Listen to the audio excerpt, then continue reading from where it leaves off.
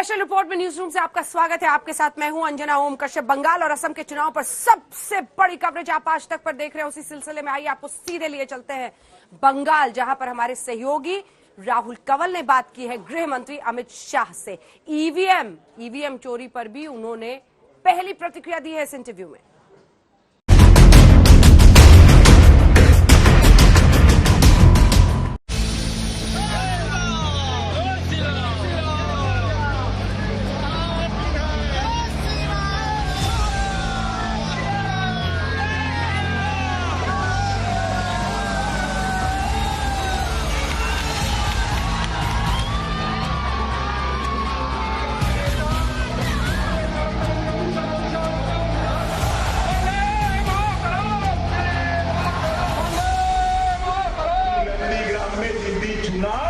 हार रही है।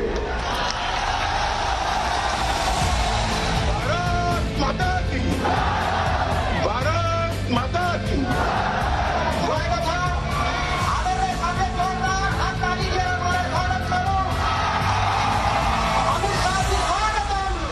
आज हमारे खास मेहमान हैं देश के गृह मंत्री, भारतीय जनता पार्टी के पूर्व अध्यक्ष श्री अमित शाह। अमित शाह जी, स्वागत है आपका। इस वक्त हम लोग अलीपुरद्वार में हैं, नॉर्थ बंगाल में। आपने तमाम चुनाव लड़े हैं, कई जीते हैं, कुछ हारे हैं। आपके पॉलिटिकल करियर में पश्चिम बंगाल के इस असेंबली इलेक्शन की क्या अहमियत है? देखिए, मेरे पॉलिटिकल करियर को आप छोड़ दीजिए, देश के भविष्य के लिए भी पश्चिम बंगाल की बहुत महत्वपूर्ण चुनाव है, क्योंकि पश्चिम बंगाल नॉर्थ ईस्ट का एंट्री है और देश के सीमाएं भी यहाँ पर लगी हुई हैं। अगर यहाँ पर घुसपैठ रोकने वाली सरकार नहीं बनती है तो देश की सुरक्षा के लिए एक बहुत बड़ा खतरा है। दूसरी चीज, 2077 से यहाँ पर एक प्रकार से असंतोष के भाव से ही सरकारें चली हैं। भारत सरकार के साथ कोऑपरेट नहीं करना, कलकत्ता बनाम दिल्ली की एक लड़ाई शुरू करना और बंगाल के विकास को रोकना। जैसे मोदी जी ने हर किसान को देश के 6,000 रुपया प्रति साल दिया है, यहाँ पर हम नहीं दे पा रहे, उनकी सूची ही नहीं भेज रहे हैं। मोदी जी ने हर गरीब को 60 करोड़ गरीबों को 5 लाख तक का स्वास्थ्य का पूरा खर्चा देने का वादा किया है और दे भी रहे हैं, यहाँ पर हम नहीं दे पा रहे क्योंकि स्कीम को रोके पड़े हैं। 100% घरों में पानी पहुंचाने की योजना है, इसमें भी 0 प्रोग्रेस है। तो बंगाल का विकास रुका पड़ा है। बंगाल एक जमाने में सबसे बड़ा कंट्रीब्यूटर देश की जीडीपी में होता था, आज सबसे नीचे के स्थान पर पहुंचा है। तो ये सब दृष्टि को ध्यान में रखते हुए पूरे पूर्वी भारत के विकास के लिए बंगाल का चुनाव बहुत जरूरी है और बंगाल में एक ऐसी सरकार लाना जो विकास के अलावे कुछ न करे। अब तक पश्चिम बंगाल में एक धारणा रही है कि बंगाली एक्सेप्शनलिज्म की, यानी कि बंगाल बाकी जो हिंदी स्पीकिंग एरियाज हैं उससे अलग है, उससे थोड़ा कटा हुआ है, उससे जुदा है। क्या आपको लगता है कि एक बड़ा मकसद इस चुनाव का पश्चिम बंगाल को भी उत्तर प्रदेश और बिहार सरीके राज्यों से जोड़ना, मतलब न केवल पॉलिटिक्स के लिहाज से बल्कि सोसाइटी और कल्चर के? बंगाल के ये कभी सोच नहीं। विवेकानंद और टैगोर ने पूरे विश्व को जोड़ने की बात करी। आप कहाँ भारत के बाकी राज्यों की बात करते हैं? ये विश्व मानव थे। सुभाष बाबू को देश का बच्चा जानता है। मैं तमिलनाडु जाता हूं तो कई बच्चों के नाम सुभाष चंद्र बोस होते हैं। सुभाष चंद्र बोस अटक भी लिख देते हैं, वो इतना सम्मान है। प्रणव बाबू पूरे देश के राष्ट्रपति थे, मगर कम्युनिस्टों ने भाव को पुख्ता कर ओछी राजनीति करने के लिए बंगाल में संस्कार डाला था। मुझे लगता है बंगाल अब जागरूक हो चुका है और इस बार परिवर्तन होने जा रहा है। पश्चिम बंगाल के चुनाव को जीतने के लिए तृणमूल को माइनॉरिटी कम्युनिटी का मेजॉरिटी जीतना है और मेजॉरिटी का माइनॉरिटी। चुनावी पंडित यह कहते हैं कि जिस तरह की हिंदू पोलराइजेशन या कंसोलिडेशन की बीजेपी को जरूरत है, साधारण तौर पे वो असेंबली इलेक्शंस में देखने को नहीं मिलती। किस हद तक आपको लगता है कि 2019 की तुलना में जो आपका गैप रह गया था उसको आप कवर कर पाए और फिनिशिंग लाइन को इस बार बंगाल में आप क्रॉस कर पाए? 2019 में भी कोई गैप नहीं रह गया था। हमने 22 सीटों का ही लक्ष्य रखा था। ऑलमोस्ट 21 सीट हम जीते थे, जीते 18, मगर 2-3 सीटें बहुत कम मार्जिन से गई थी। और ये वो तब की बात है जब लोगों के मन में संशय था कि भारतीय जनता पार्टी जीतेगी या नहीं जीतेगी। 18 सीट जीतने के बाद और कल के नंदीग्राम का एपिसोड देखने के बाद पूरे बंगाल को मालूम पड़ गया है कि दीदी जा रही है, दीदी खुद विधानसभा का चुनाव हार रही है और प्रथम 2 चरण में 50 से ज्यादा सीट जीतकर एक बहुत बड़ा रिकॉर्ड बनाने जा रहा है। क्या आपको लगता है कि ममता बनर्जी ने एक बहुत बड़ी गलती की नंदीग्राम आके, क्योंकि आमतौर पर एक छोटा नेता एक बड़े नेता को चैलेंज करता है, बड़ा नेता जाके किसी जूनियर नेता को इस तरीके से ललकारता नहीं, क्या एक आपको लगता है एक चूक रही है? मैं डे 1 से मानता हूं वो भवानीपुर से भागी है, डे 1 से मानता हूं, मगर भागने की जगह गलत पसंद कर दी। हालांकि वो कहीं पर भी जाती है स्थिति होगी।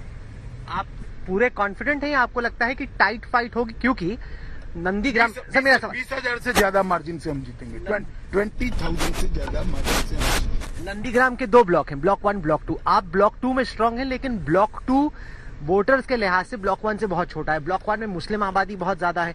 ऐसे में वहां का जो चुनावी गणित है, जो डेमोग्राफी है, वही बीजेपी के खिलाफ है। देखिए, आप परिणाम आने दीजिए। ब्लॉक 1, 2 हिंदू, मुस्लिम, युवा, बूढ़े, महिला, पुरुष सब मिथक टूट जाएंगे। हम 20,000 से ज्यादा वोटों से भारतीय जनता पार्टी जीतेगी। शुभेंदु अधिकारी विजयी होकर बाहर आएंगे। आपने तमाम तृणमूल के नेताओं को बीजेपी में जगह दी, उनमें से कईयों को टिकट भी मिला, उससे कुछ हद तक नाराजगी बनी, हमने देखा कुछ बीजेपी के ही दफ्तरों में तोड़फोड़ भी हुई। किस हद तक अभी भी वो आपके लिए परेशानी है और किस हद तक आप उसको कंट्रोल करें? मुझे लगता है आप सुबह से 2 रैली देखी होगी तो आपको मालूम पड़ेगा कि पूरा कार्यकर्ता एकजुट होकर चुनाव नहीं लड़ता है, तो इस तरह की भीड़ कभी जुटती नहीं। दोनों रैलियों में मैदान तो खाली था ही नहीं, रोड पर भी दूर दूर तक, किलोमीटर तक लोग खड़े थे। दूर दूर तक 3 kilometre right, 3 kilometre left mic लगाने पड़े। यही बताता है कि हमारी पार्टी एकजुट होकर, एकमुश्त होकर चुनाव लड़ती है और ये भारतीय जनता पार्टी की संस्कृति है। पर आपके कई कार्यकर्ता हैं जिनको लगता है हमने अपनी जिंदगी दी, लाठियां खाई, डंडे खाए, अब जब पार्टी की जीतने की स्थिति आई तो अमित भाई बाहर से किसी को लेके आ गए, तो उस नाराजगी को काउंटर करने के लिए अपने ही लोगों को आप क्या कहते हैं? देखिए, बहुत स्वाभाविक नाराजगी और वाजिब भी है, मगर भारत माता की जय का नारा ही इसकी नाराजगी दूर करने के लिए काफी होता है। सब लोग लगे हैं और सब लोग अच्छे तरीके से चुनाव में काम भी कर रहे हैं। आपने कहा था काफी साल पहले कि भारत माता की जय को हम यहाँ पे नारा बनाएंगे। शुरुआत में तो ममता बनर्जी कह रही थी, तृणमूल के लोग कह रहे थे कि यहाँ जय सिया राम है, यहाँ हरे कृष्णा है, यहाँ पे कल्चर नहीं है ऐसा। लेकिन अब हम देख रहे हैं आपकी सभाओं में और बाकी नेताओं की भी सभा में, आपकी जब गाड़ी निकलती है लोग खुद ब खुद जय श्री राम बोल रहे हैं। आपको लगता है कि एक सोशल, कल्चरल, पॉलिटिकल चेंज भी पश्चिम बंगाल में हो रहा है? देखिए, जय श्री राम का नारा कोई रिलीजियस नारा नहीं है। ये यहाँ पर अपीसमेंट की जो पॉलिटिक्स है, यहाँ पर बहुमती समाज को सेकंड ग्रेड सिटीजन का जो स्थान दिया है ममता जी ने, इसके खिलाफ गुस्सा है। कोई भी सेकंड ग्रेड सिटीजन नहीं बनना चाहिए, ना हिंदू बनना चाहिए, ना मुसलमान बनना चाहिए, ना मेजोरिटी के लोग बनने चाहिए, ना माइनॉरिटी के लोग। मगर वोट बैंक की पॉलिटिक्स के लिए ममता जी ने यहाँ पर सेकंड ग्रेड सिटीजन से स्थिति खड़ी करी है। आज बंगाल में दुर्गा पूजा करने के लिए आपको हाईकोर्ट की परमिशन की जरूरत पड़े? किस प्रकार का बंगाल दीदी ने बना है? सरस्वती पूजा करने वाले पे गोलियां चलाई जाती है? किस प्रकार का बंगाल बना है? ये बंगाल अब बंगाल की जनता नहीं स्वीकार करती, उनको परिवर्तन चाहिए और 2 मई को परिवर्तन होगा। अब तो एक कोर्स करेक्शन भी नजर आ रहा है।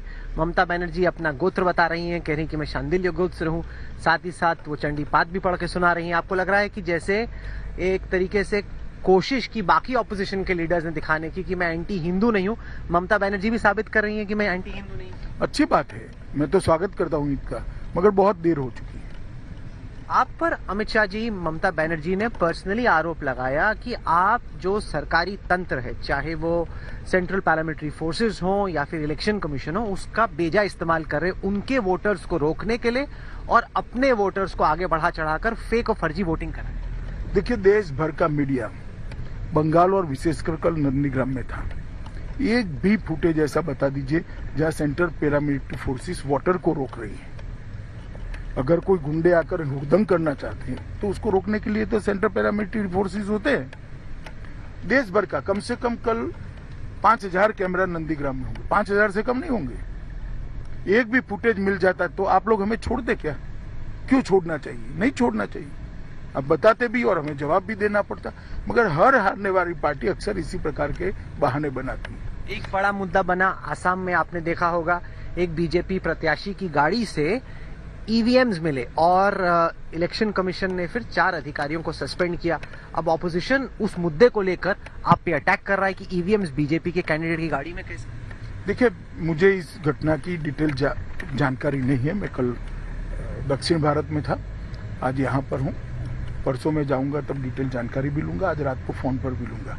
परंतु हमने इलेक्शन कमीशन को कोई भी कदम उठाने से नहीं रोका है। अगर ऐसा हुआ है तो कानून के हिसाब से इलेक्शन कमीशन ने कदम भी उठाने चाहिए और जिम्मेदारों पर सख्ती भी करनी चाहिए। ऑपोजिशन का ये आरोप है कि इलेक्शन का शेड्यूल बीजेपी के लिए स्क्यूड है।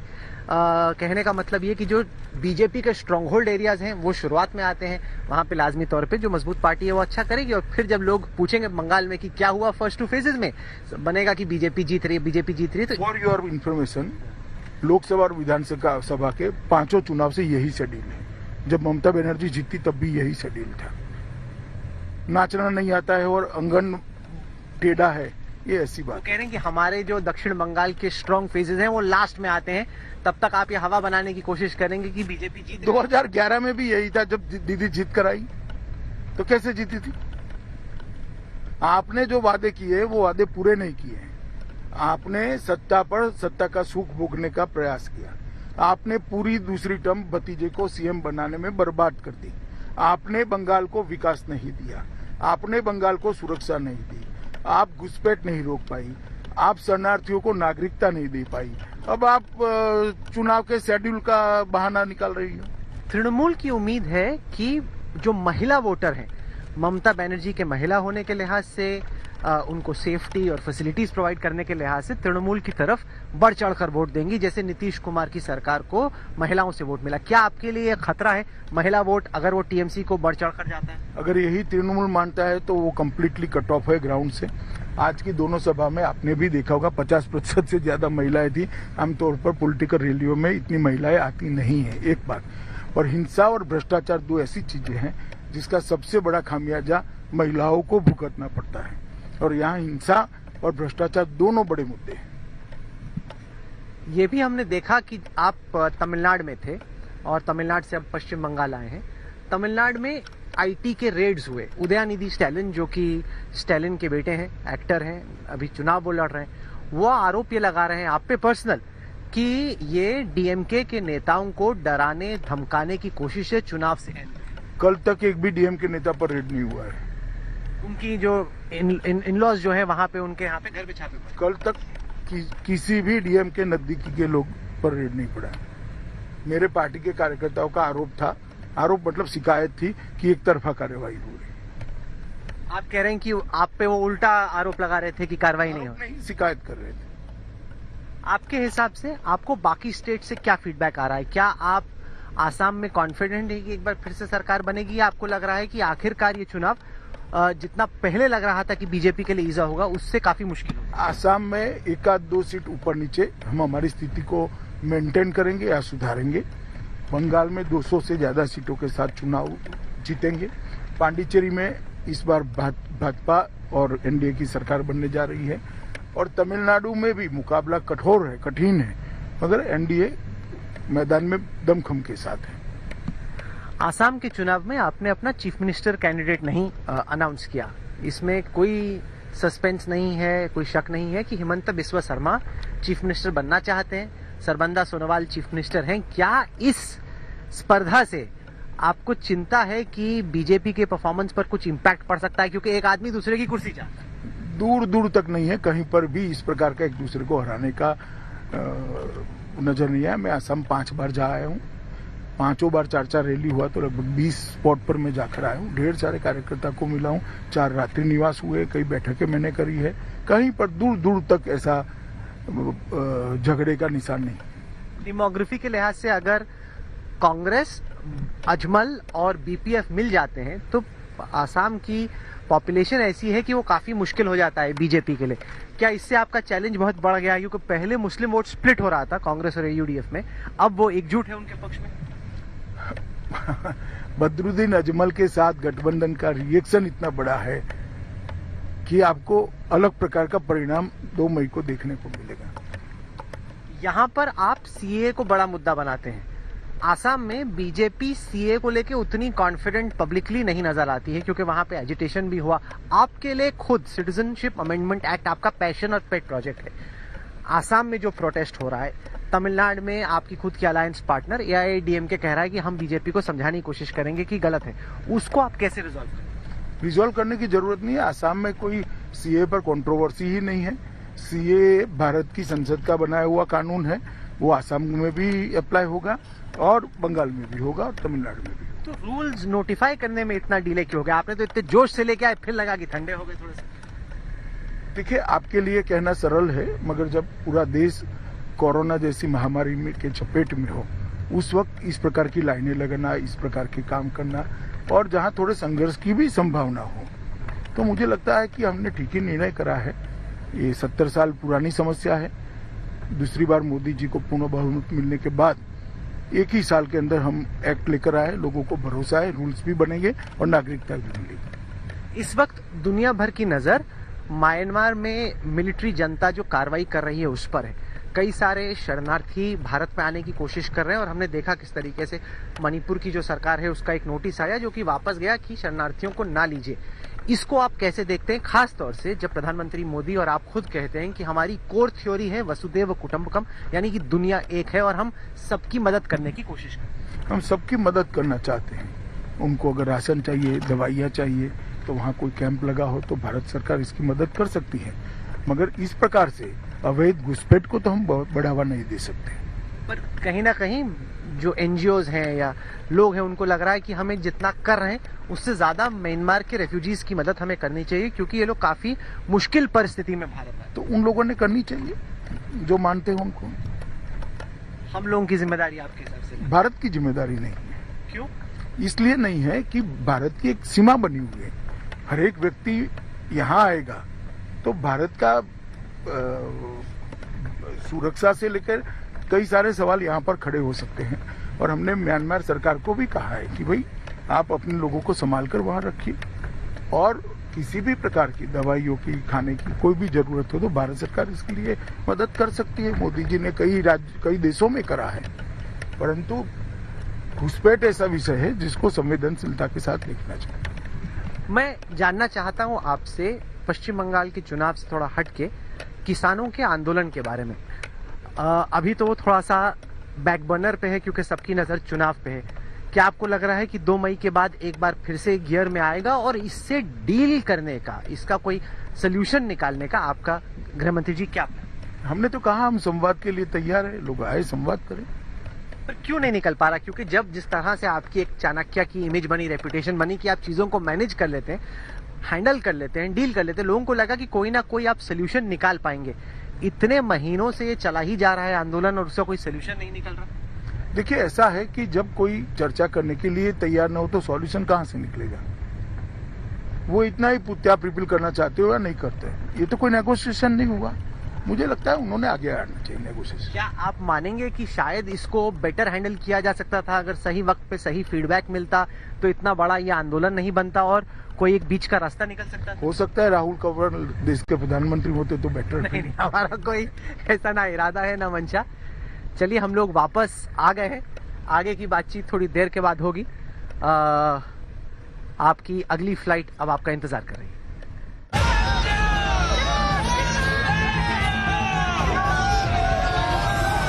जय जय श्री राम का नारा लगा रहे हैं, जो कि पहले बंगाल में जैसे उत्तर प्रदेश में ये पहले से ही नारा है, इसको आपने यहाँ पे पिछले कुछ सालों में एफर्ट के जरिए बनाया है। इसको कितनी बड़ी उपलब्धि आप मानते हैं? देखिए, जय श्री राम का नारा कोई रिलीजियस नारा नहीं है। यहाँ की अव्यवस्था के खिलाफ, यहाँ के भ्रष्टाचार के खिलाफ और विशेषकर घुसपैठ और तुष्टीकरण के खिलाफ प्रजा का आक्रोश है और इस नारे को उसी स्वरूप में लेना चाहिए। आपने तमाम लोगों से स्पर्धा की है, कई बार जीते हैं, कुछ बार हारे हैं। ममता बनर्जी की तुलना आप एक कंपेटिटर, एक विरोधी के तौर पे आप कैसे करते हैं जब आप बाकियों से उनकी तुलना करते हैं? मुझे लगता है कि उन्होंने दूसरे टर्म में भतीजे को मुख्यमंत्री बनाने के लिए इतना अति कर दिया कि बंगाल की जनता अब उनके साथ नहीं है, क्योंकि लेफ्ट ना विकास करना चाहते थे ना तृणमूल विकास करना चाहते थे। भारतीय जनता पार्टी की सरकारें जहां जहां बनी देश भर में, वहां पर विकास करने का काम किया है और यही है हमारा लक्ष्य कि ये सोनार बांग्ला बने।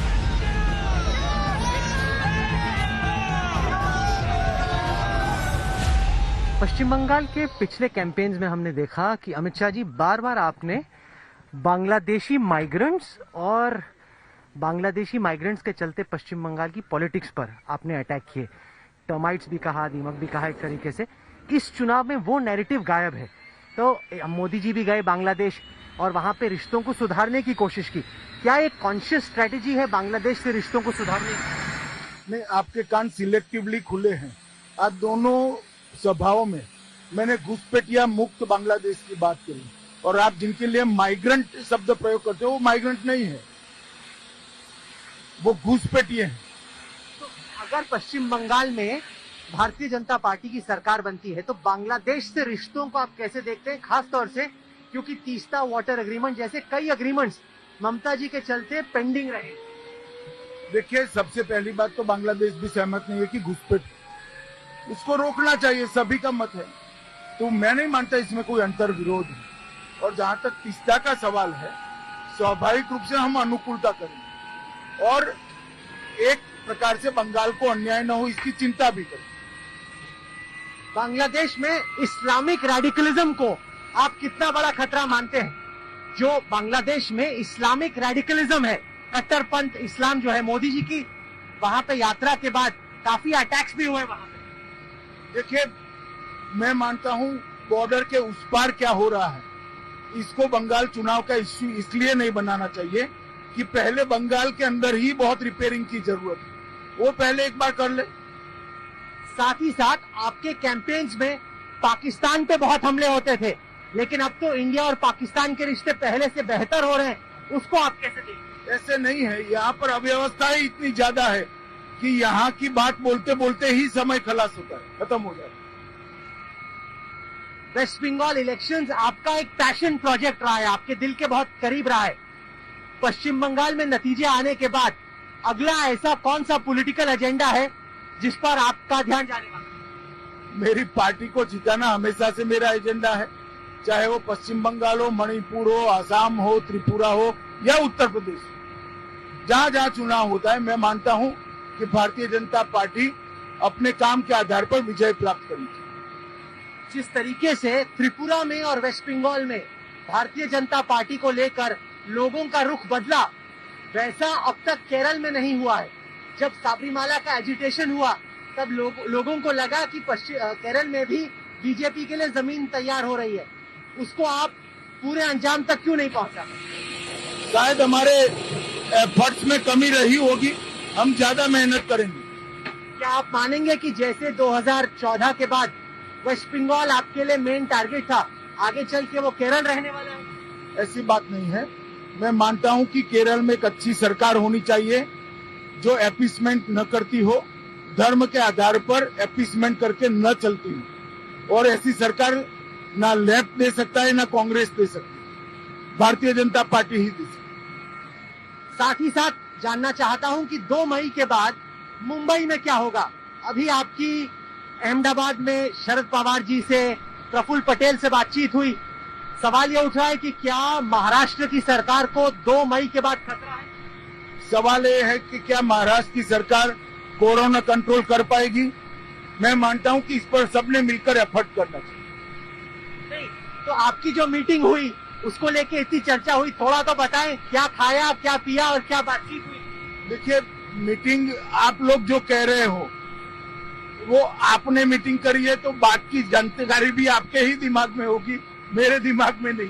क्या आपके हिसाब से कोई संभावना है कि एनसीपी और बीजेपी मिलकर महाराष्ट्र में आगे चल के सरकार बना सकते हैं? ऐसा अभी कहना बहुत दिक्कत है। कोरोना को लेके महाराष्ट्र में सबसे ज्यादा खतरा क्यों है आपके हिसाब से? आप तो गृह मंत्री भी हैं, कोरोना के केसेस जैसे बढ़ रहे हैं, सबसे ज्यादा महाराष्ट्र में क्यों ग्रो कर रहे हैं? देखिए, वो महाराष्ट्र सरकार ही ज्यादा अच्छे से बता सकती है, मगर मैं मानता हूं कि सेंटर और स्टेट दोनों ने मिलकर इस पर जल्दी कंट्रोल लेना चाहिए। हम सारी मदद करने के लिए तैयार हैं। साथ ही साथ कर्नाटक की आपकी सरकार में एक मंत्री ने गवर्नर से मुलाकात की, ईश्वरप्पा जी ने, और अपने ही चीफ मिनिस्टर के खिलाफ शिकायत की। अब बीजेपी जैसी पार्टी में अमूमन इस तरह की चीज तो नहीं होती, तो ये क्या हो रहा है? देखेंगे इस चुनाव से निपटने के बाद कर्नाटक में क्या चल रहा है, वो पार्टी अध्यक्ष देखेगी। गृह मंत्री जी, आपने जब भी मेट के लिए वक्त निकाला, बहुत बहुत शुक्रिया और हमारी शुभकामनाएं 2 मई के नतीजे। धन्यवाद। स्पेशल रिपोर्ट में अब बात कोरोना की लहर की। ये दूसरी लहर है कोरोना की और इसने देश में तांडव मचा दिया है। हम आपको दिखाएंगे तस्वीरें कैसे पूरे देश को एक तरह से इस बीमारी ने झकझोर दिया है। हम आपके सामने इस वक्त टेलीविजन स्क्रीन पर 3 तस्वीरें दिखा रहे हैं। आज देश में कोरोना के 81,000 से ऊपर नए केस आए हैं, जो ये बताने के लिए काफी है दूसरी तरह का कहर कितना है ज्यादा इस दूसरी लहर का। महाराष्ट्र के पुणे शहर में शाम 6 बजे से सुबह 6 बजे तक अब लॉकडाउन लगाया गया है। कोरोना की दूसरी लहर बॉलीवुड पर भारी पड़ रही है। और तो और सचिन तेंदुलकर कोरोना पॉजिटिव हो गए हैं और अब अस्पताल में उन्हें भर्ती किया गया है। यकीन मानिए ये वक्त संभलने का है और हम इसलिए कह रहे हैं ऐसा क्योंकि पहली लहर से भी ज्यादा घातक ये दूसरी लहर हो रही है। आपको हम आंकड़े जरा बताते हैं। पिछली दफा जब कोरोना की पहली लहर थी, कोरोना के सर्वाधिक केस 9 महीने में 97,000 तक गए थे, जबकि इस साल 2 महीने में ही 81,000 के पार चले गए हैं कोरोना के केसेस।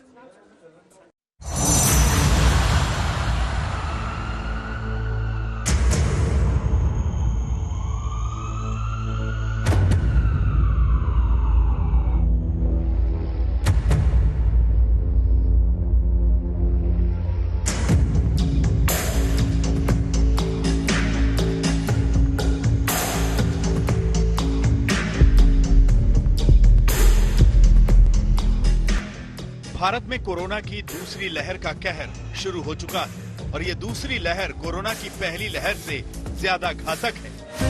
आज हम इसको पूरी तरह से समझाएंगे। 2 अप्रैल को कोरोना के 81,456 नए मामले सामने आए, जबकि पिछले साल 1 अक्टूबर को 84,176 कोरोना के नए केस आए थे और 16 सितंबर 2020 को भारत में सबसे ज्यादा 97,884 कोरोना मरीज आए थे, जो भारत में अब तक का ऑल टाइम हाई है।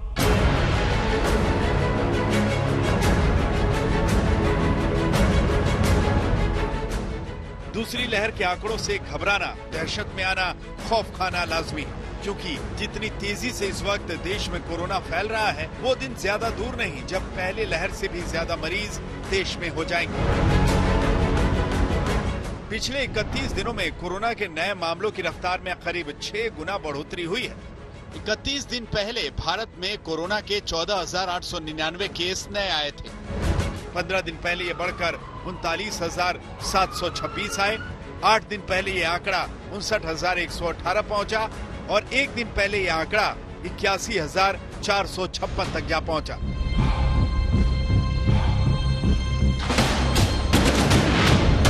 पिछले 1 साल में जहां कोरोना वायरस के मामलों को 97,000 से 9,000 तक पहुंचते देखा गया, वहीं अब यह आंकड़ा फिर से पीक की तरफ जा रहा है। कोरोना की दूसरी लहर का तांडव इस तरह से भी समझिए। महाराष्ट्र, पंजाब, गुजरात समेत 5 राज्यों में नए केस पहली लहर के मुकाबले अधिक। कोरोना महामारी से मरने वालों में 45 से ज्यादा उम्र के लोग 88%। कोरोना महामारी से मरने वालों में 55% 60 साल से अधिक उम्र वाले। सवाल ये है कि दूसरी लहर में रफ्तार क्यों है? तो जवाब ये है कि अभी वैक्सीनेशन और हर्ड इम्यूनिटी का असर नहीं दिख रहा है। ऐसे में कोरोना के अंत और उसके तरीकों को लेकर कई सवाल खड़े हो रहे हैं। दूसरी लहर घातक क्यों है? अब इसकी सबसे बड़ी वजह समझिए। कोरोना महामारी की पहली लहर में जहां एक दिन में 97,000 मामले होने में सितंबर तक का समय लग गया था, वहीं इस साल फरवरी से अप्रैल की शुरुआत में ही मामले 81,000 से ऊपर जा पहुंचे। वायरस के नए वेरिएंट जो मिले हैं वो ज्यादा संक्रामक है। यूके के नए स्ट्रेन में भी यही पाया गया था। ऐसे में वायरस और लोगों के व्यवहार में एक साथ हुए बदलाव ने दूसरी लहर को जन्म दे दिया है। भारत में कोरोना वायरस के एक नए डबल म्यूटेंट वेरिएंट का पता चला है। स्वास्थ्य मंत्रालय के मुताबिक देश के 18 राज्यों में कई वेरिएंट ऑफ कंसर्न्स पाए गए हैं। इसका मतलब है कि देश के कई हिस्सों में कोरोना वायरस के अलग अलग प्रकार पाए गए हैं, जो स्वास्थ्य पर हानिकारक असर डाल सकते हैं। भारत में ब्रिटेन, दक्षिण अफ्रीका और ब्राजील में पाए गए वेरिएंट भी मिले हैं। डॉक्टरों का कहना है कि सभी वेरिएंट को सावधानी बरतकर ही रोका जा सकता है।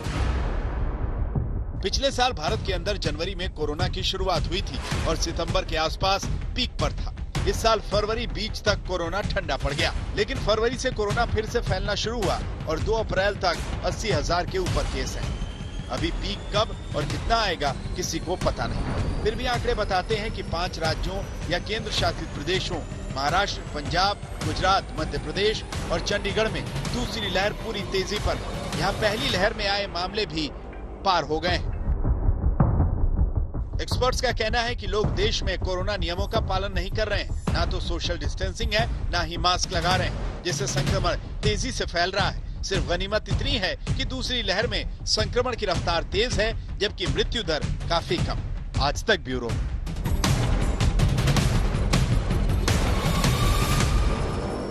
कोरोना से सबसे भयंकर विस्फोट महाराष्ट्र में हुआ है। पूरे देश में जितने मामले आए हैं उनमें से आधे मामले तो सिर्फ महाराष्ट्र के हैं, जहां 5 जिलों में अलग अलग जगहों पर हॉटस्पॉट बनाए गए हैं। मुंबई की नींद उड़ी हुई है।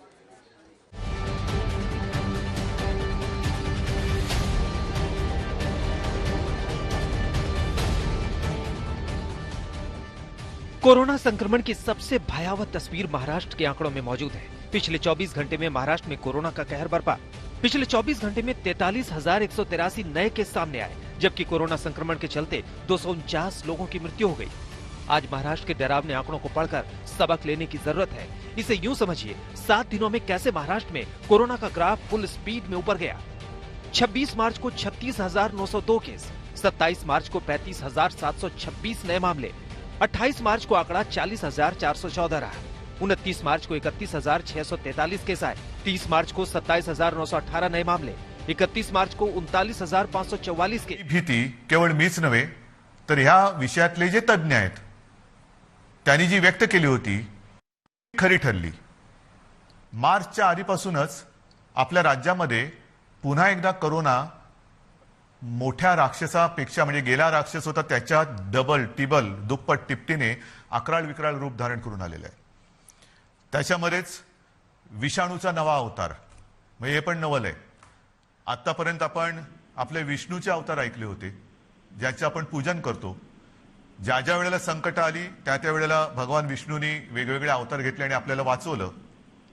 पण हा विषाणू जो आहे तो वेगवेगळे अवतार धारण करून आपल्याला संकटात टाकतोय अब ये अपनी परीक्षा भोगतोय। अलग अलग रूप लेकर पुन्हा एकदा तीच गरज आहे। हमको तकलीफ में डाल रहा है। सर्वांना धैर्याने सगळं धैर्य एकवटून लढण्याची गरज आहे। लॉकडाऊन हम करणार सबको का धैर्य के साथ प्रश्न अजूनही का उत्तर देत मुकाबला नाही। करना चाहिए। पण साधारणतः आत्ताची परिस्थिती काय आहे ह्याची कल्पना आपल्याला देण्याची मला पुन्हा एकदा गरज वाटते। मुझे लगता है कि मुझे बताना ही चाहिए कि अभी की स्थिति क्या है। निर्माण झाली, किंबहुना कोविडची साथ सुरू झाली, आपल्याला पूर्ण माहिती आहे आपल्या राज्यामध्ये फक्त 2च या विषाणूंची चाचणी जिथे होऊ शकते अशा प्रयोगशाळा होत्या। जब ये सब पूरे एक मुंबई कोविड में की शुरुआत हुई थी तब हमारे पास सिर्फ 2 लैब थे जहां पर कोविड का टेस्टिंग आज त्या होता था। दोनाच्या जवळपास आपण 500 पर्यंत चाचण्या करणाऱ्या संस्था किंबहुना लॅब्स तयार केलेल्या आहेत। आज की स्थिति में मुंबई हमारे यहाँ में पर 500 जगह है कि जहाँ पर कोविड का टेस्टिंग हो सकता है। 500 लैब्स है जो कोविड का टेस्टिंग हो सकता है। गेल्या काही दिवसात म्हणजे मला जी माहिती सगळी माझ्याकडे आलेली आहे त्याच्यात महाराष्ट्रामध्ये जी आपली क्षमता होती 75,000 चाचण्या दर दिवशी करण्याची, ती आपण वाढवून जवळपास 1,82,000 पर्यंत नेलेली आहे। 1,82,000 हम लोग आज की तारीख में महाराष्ट्र में 1,82,000 टेस्टिंग कर रहे हैं रोज। काही दिवसात उतनी क्षमता हमारी ही हो गई है। संख्या आपल्याला 2.5 लाखावर न्यायची। 2.5 लाख चाचण्या आने वाले दर कुछ दिवशी दिनों में हम लोग महाराष्ट्रामध्ये लवकरात लवकर 2,50,000 आणि टेस्ट याही करने की चाचण्या क्षमता बढ़ाने वाले हैं। ते रॅपिड अँटीजेननी नाही, तर त्याचं जे प्रमाण आहे, केंद्राची जी काय मार्गदर्शक तत्व आहेत की साधारणतः और हम लोग 70% एंटीजन टेस्ट नहीं बढ़ा रहे हैं, हम लोग RT-PCR बढ़ा रहे हैं। या पद्धतीने झालं पाहिजे। 70% RT-PCR टेस्ट होगी सर्वांनाच उसमें। माहिती झालेलं नेमकं RT-PCR म्हणजे काय आहे, राईट म्हणजे रॅपिड अँटीजन टेस्ट म्हणजे काय आहे। RT-PCR मध्ये अचूकताही अधिक असते, अधिक चांगली असते और RT-PCR की अचूकता ज्यादा अच्छी होती है, केंद्राचाही वो चूकती नहीं है आग्रह टेस्ट। की जेवढ्या चाचण्या आपण करतो त्याच्यात किमान 70% चाचण्या ह्या आरटीपीसीआर असायलाच पाहिजे. हमारे त्याच पूरे पद्धतीने टेस्ट में आपल्या 70% टेस्ट जेव्हा ये पंधरा आरटीपीसीआर टक्क्याच्या होगा. आसपास चाचणी करत होता त्याही वेळा तेव्हा त्याच टक्क्यात आरटीपीसीआर करत होता. आज जवळपास 1,82,000 करतोय, त्याच्यातही 70% आरटी. उद्या 2.5 लाख झाले, 3 लाख झाल्यानंतर सुद्धा कल हम लोग आपण 2.5 लाख टेस्ट करेंगे, तब भी उसमें RT-PCR 70% आरटीपीसीआर टेस्ट. म्हणजेच काय की आपण कुठेही दर्जाची तडजोड करत नाही आहोत, अजिबात करत नाही आहोत आणि करणार नाही. एक तर पहिली गोष्ट अशी आहे की काहीही आपण लपवत नाही आणि लपवणार नाही. एक सबसे बड़ी बात यह है कि हम लोग आपण कोई भी लपवलेलं चीज नाही छुपा आणि नहीं रहे लपवत हैं नाहीये. और हम लोग कोई भी चीज छुपाना भी नहीं चाहते. जी महाराष्ट्रातली जी परिस्थिती आहे ती सगळ्यांना जरी धक्कादायक वाटत असली तरी आपण सत्य और काय इसीलिए आहे, महाराष्ट्र की हे स्थिति लोकांसमोर आज की स्थिति में अगदी धक्कादायक लग कसं रही कसं होगी, ठेवतो. लेकिन जो सच है वही मग हम लोग काही जण मला लोगों के वाटतं सामने की रखते इतर हैं. राज्यांमध्ये बघा, कुछ लोग कहते हैं कि बाकी राज्यों में देखिए, बंगालमध्ये चालू आहेत, बिहार में आणखी चुनाव हुआ, आणखी तिकडे बंगाल में झालं. हो रहे, मग तिकडे बाकी जगह पे हो रही है. तुमच्याकडे का? मला त्याच्याबद्दल उधर बोलायचं नाही. कोविड नहीं बढ़ रहा है, आपके यहाँ क्यों बढ़ रहा है? मला माझी जनता ही प्यारी आहे, त्यांची जबाबदारी ही आज माझ्यावरती असल्यामुळे मुझे उसके बारे में ती बात नहीं जबाबदारी करनी है.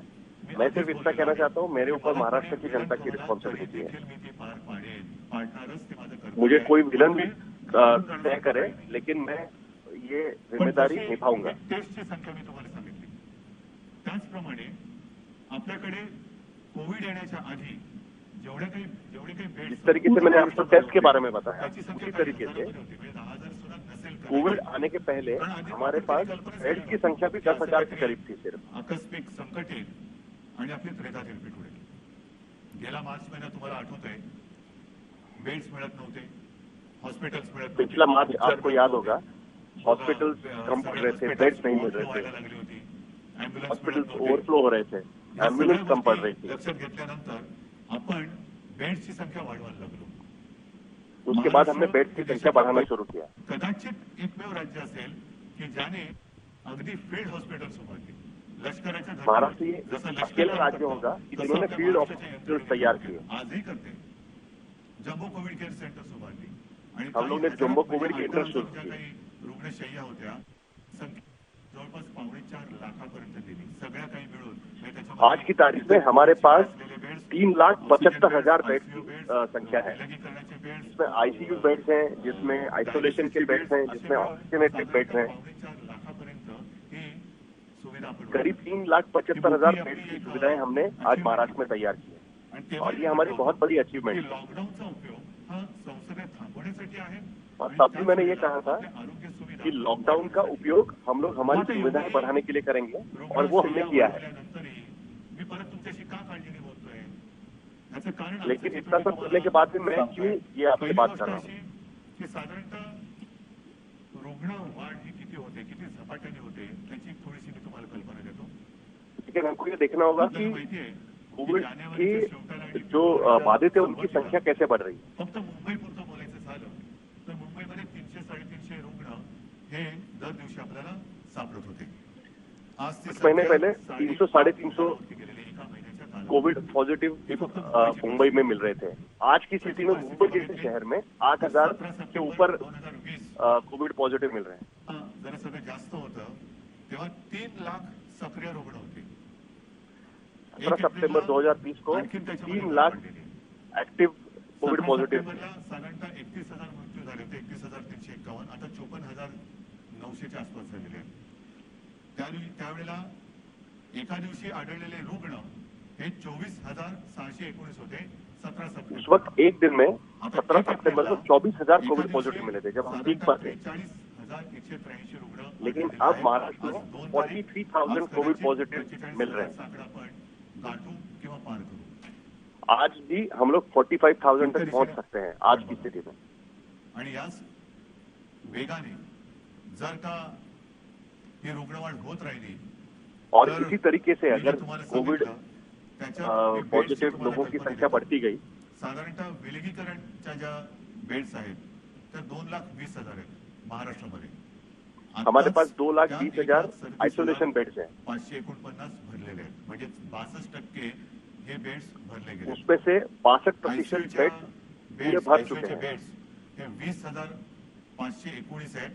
ते जवळपास आईसीयू बेड 20,500 है. उसमें से 48% पूरे भर चुके हैं। ऑक्सीजनेटेड बेड हमारे पास 62,000 के आसपास है, वो 25% तक भर चुके हैं। वेंटिलेटर्स 2,747 है, वो भी 25% तक भर चुके हैं। और इसीलिए मैं आपके सामने आज खड़ा हूँ, जिस तरीके से कोविड की संख्या बढ़ती जा रही है। अगर ऐसे ही होता रहा तो आने वाले 15-20 दिन में सारी सुविधाएं हमको कम पड़ने लगेगी। मी आदेश दिलेले आहेत की जिथे जिथे आवश्यक आहे आवश्यकतेनुसार या सुविधा वाढवा। पण मैंने आदेश किए हैं कि जहां जहां पर जरूरत है वहां पर सुविधाएं बढ़ाएं। व्हेंटिलेटर्स मिळतील, ऑक्सिजनचा साठा सुद्धा आज आपल्याकडे फार मर्यादित आहे, तोही वाढवण्याचा आपला प्रयत्न सुरू आहे। औषधांचा साठा आपण घेऊ शकतो, परंतु बेड्स वाढले, व्हेंटिलेटर्स वाढले, आयसीयूचे बेड्स वाढले, तरी डॉक्टर्स कसे वाढणार, नर्सेस कशा वाढणार? लेकिन ये बाकी सारी सुविधाएं बढ़ा देंगे, डॉक्टर्स, आरोग्य कर्मचारी हम लोग कहाँ से लाएंगे? चिंतेचा विषय आहे और यहीं पर चिंता का विषय है। ही संपूर्ण आपली यंत्रणा, मग त्याचे डॉक्टर्स आहेत, नर्सेस आहेत, आरोग्य कर्मचारी आहेत, पोलीस आहेत, आशा अंगणवाडी सेविका आहेत, महसूल यंत्रणेचे काही कर्मचारी आहेत, यांच्यापैकी बऱ्याच जणांना कोविडने गाठलेलं आहे। उनमें से कई लोगों को कोविड का प्रादुर्भाव हो चुका है। या विषाणूचं एक विचित्र वैशिष्ट्य असं आहे की एकदा तरी कोणाला ग्रासलं की बरं झाल्यानंतर सुद्धा काही काळ हा थकवा राहतो, धाप लागते, थकवा येतो, थोडस। और कोविड की विशेषता यह है कि उसमें से आप ठीक भी हो जाए तब भी उसके जो असर है उसका वो कुछ दिन तक चलता रहता है। ती यंत्रणा आपल्यासारखीच माणसांची आहेत, आपल्यासारखीच रक्तमासाची हाडाची आपली माणसं और ये इतनी बड़ी यंत्रणा चलाने के लिए लोगों की हमको जरूरत पड़ेगी। सगळेच ते आजारी पडले आणि पडल्यानंतर निगेटिव्ह आल्यानंतर दुसऱ्या तिसऱ्या दिवशी पुन्हा एकदा आपल्या कोरोनाच्या गोळ्यात घुसतात। मग त्यांच्याशी आपण कसं वागलं पाहिजे?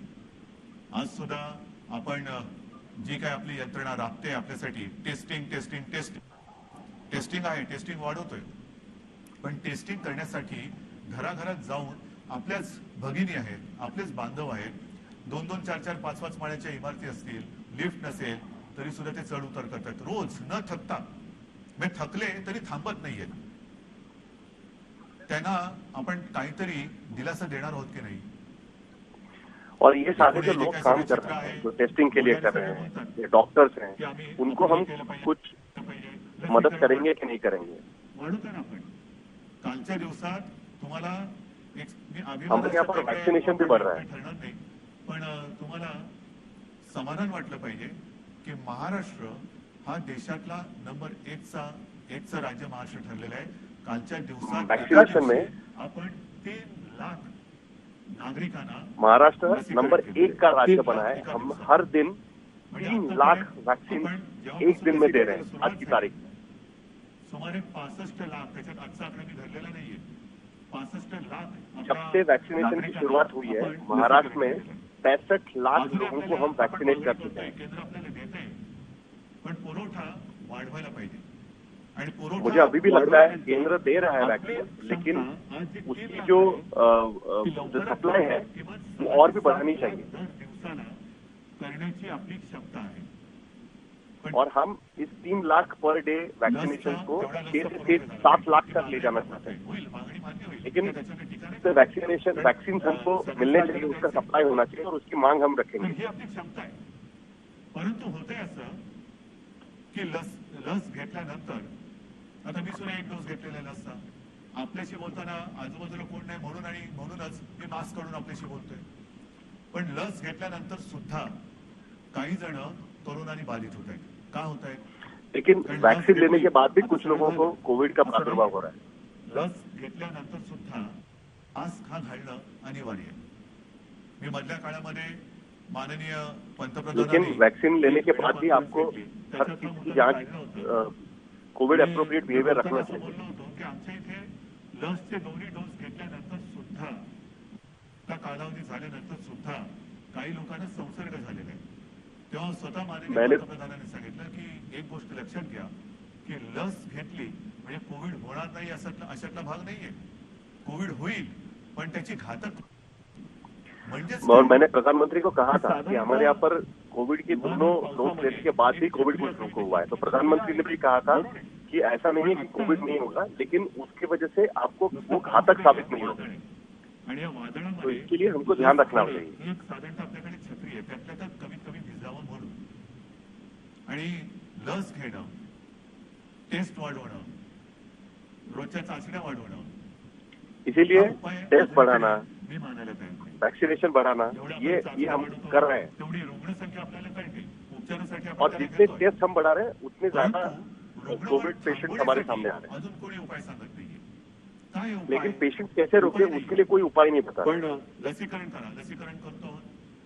आज मी पुन्हा एकदा सांगतो, संपूर्ण देशात आपलं राज्य हे लस देणारं नंबर 1चं राज्य आहे.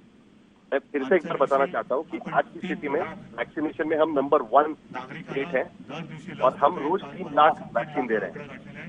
परत एकदा सांगतो, लसीचा पुरवठा आपल्याला ज्या क्षणी वाढेल तेव्हा ही क्षमता आपण दुपटी तिपटीने वाढवू शकू एवढी आपली नाही म्हटलं तरी और जब ताकद आहे. नक्कीच आहे. वैक्सीन का सप्लाई हमारे पास बढ़ेगा हम इसको दुगना करने के लिए भी तैयार है। ट्रॅकिंग, ट्रेसिंग, टेस्टिंग ह्याच्यासाठी बिझी आहे. दुसरीकडे तो हमारी यंत्रणा उपचारांसाठी ट्रैकिंग, busy आहे. टेस्टिंग तिसरीकडे और ट्रेसिंग में बिजी है लसीकरणासाठी सुद्धा व्यस्त आहे. और यही यंत्रणा हम वैक्सीनेशन के लिए भी इस्तेमाल कर रहे हैं। त्याची काय स्थिती होत असेल ह्याचा थोडा पाहिजे. आणि म्हणून लेकिन मला उनका असं हमको वाटतं ख्याल रखना चाहिए। की लॉकडाऊन करायचं का? इतर देशांनी काय केलेलं आहे? इतर देशाचा जर का आपण अंदाज घेतला और तर इसीलिए सवाल अमेरिकेने है कि सुद्धा लॉकडाउन करना 7 चाहिए टक्के क्या? कार्यक्रम जाहीर केले आहे. त्याच्यामध्ये सुद्धा आप त्यांनी असं देखिए म्हटलंय विदेश की में क्या हुआ. राजकारण नको, जीव महत्वाचा आहे असं राष्ट्राध्यक्षांनी आवाहन केलंय. असं वाटतं आपल्याकडे सुद्धा सर्व पक्षांनी त्यांनी केलेलं आवाहन नाही पण निदान मी केलेली विनंती मानायला काय हरकत नाहीये. अमेरिका में भी जो राष्ट्रपति थे उन्होंने कहा था कि राजनीति नहीं होनी चाहिए। आज मैं भी यही आह्वान करना चाहता हूँ। फारच पंचायत झालेली आहे. कारण तिकडे ब्राझील में देखिए क्या हुआ. जवळपास 60,000 मृत्यू झालेले. उधर तो एक महीने में 60,000 लोगों का मृत्यू हो गया बेरोजगारीची म्हणजे मृत्यू पण होत आहेत आणि बेरोजगारीची पण समस्या वाढते. और वहां पर तो आर्थिक संकट भी खड़ा फार हुआ। परिस्थिती ब्राझीलमध्ये. रशियामध्ये पण लस आलेली आहे, त्याच्यामध्ये ते थोडं लस आणि त्या लसीकरणामध्ये ते पुढे आहेत. फ्रान्समध्ये परिस्थिती नाजूक आहे. तिथेही जी माहिती मिळते तिकडे तिसऱ्यांदा राष्ट्रीय लॉकडाऊन करण्यात आलेला आहे. फ्रांस में देखिए क्या हुआ, फ्रांस में भी 3rd टाइम लॉकडाउन किया गया है लोकांनी उघडण्यास परवानगी दिलेली आहे. और वहां पर भी सिर्फ अति विशिष्ट सेवाएं खुली रखी गई है, इसेंशियल सर्विसेज खुली रखी गई है। शाळा पूर्णपणे बंद ठेवण्यात येतील. या 4 3 हफ्तों के लिए स्कूल बंद किए हुए हैं। त्यांच्यावर पूर्ण बंदी असेल. कोणी आवश्यक कारणाशिवाय आपले घर सोडणार नाही. हे मी तुम्हाला नाही सांगितलं, हे फ्रान्स मधलं और ये सारी चीजें फ्रांस में हुई है. मी आताच काहीतरी लॉकडाऊन जारी केलेलं आहे. हंगेरीमध्ये पण वर्क फ्रॉम होम बंधनकारक आहे. हंगेरी में भी वर्क फ्रॉम होम चल रहा है. डेन्मार्कमध्ये तसंच आहे. ग्रीस हळूहळू निर्बंध हटवायला सुरुवात झालेली आहे. बेल्जियमने परत एकदा महिन्याभराचा कडक लॉकडाऊन लावला आहे. डेनमार्क में भी वही हुआ है, बेल्जियम ने 1 महीने का लॉकडाउन लगाया है. आयर्लंडमध्ये तर डिसेंबर पासून कडक लॉकडाऊन आहे. आयरलैंड में भी लॉकडाउन चल रहा मनिला है. व आसपास परत एक आठवड्याचा कडक लॉकडाऊन लावला आहे. केनियामध्ये सुद्धा देशभर कडक निर्बंध लावलेले आहेत. युके मध्ये सुद्धा आता हळूहळू